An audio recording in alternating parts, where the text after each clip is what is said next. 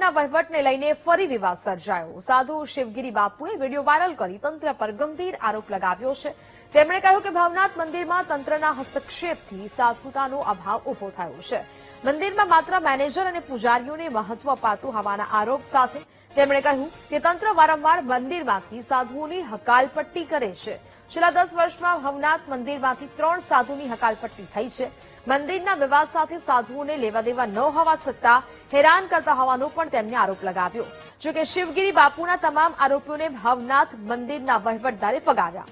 તેમણે કહ્યું કે છેલ્લા ઘણા સમયથી કોઈ પણ સાધુ સંતની હકાલપટ્ટી નથી કરવામાં આવી। અહીંયા મહંતની નિમણૂક અંગેનો નિર્ણય કલેક્ટરના અધ્યક્ષસ્થાને લેવાશે।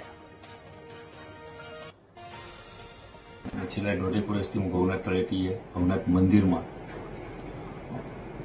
તપ જપ અને સેવા પૂજા કરતો હતો, પરંતુ છેલ્લા 5 દિવસથી તારીખ 25ની ના રોજ પ્રશાસન દ્વારા એસડીએમ સાહેબ રૂબરૂ મુલાકાતે મને બોલાવ્યો અને એવું કહેવામાં આવ્યું કે બાપુ તમે કાલથી અહીંયા ના બેસતા, સાંજે આવો, આરતી કરી અને જતા રહેવાનું, અહીંયા બેસવાનું નહીં।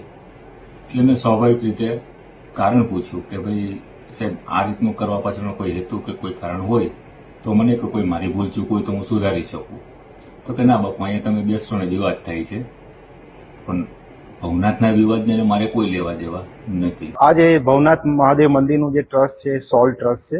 ગઈ સાલ જ્યારે જૂન મહિનામાં જે ટ્રસ્ટીની જગ્યા ખાલી પડી છે એ રીતે જોતા અત્યારે મંદિરમાં કોઈ ટ્રસ્ટી નથી, પરંતુ જે પૂજારી છે કે જે મેનેજર છે કે જે લોકો પેરોલ ઉપર છે, જેને આપણે મહેનતાણું પણ ચૂકવીએ છીએ, એ જ માણસો છે। બીજા કોઈ સાધુ સંત ત્યાં અત્યારે નથી, એટલે કોઈની અકાલપટ્ટીનો પ્રશ્ન ઉપસ્થિત થતો નથી।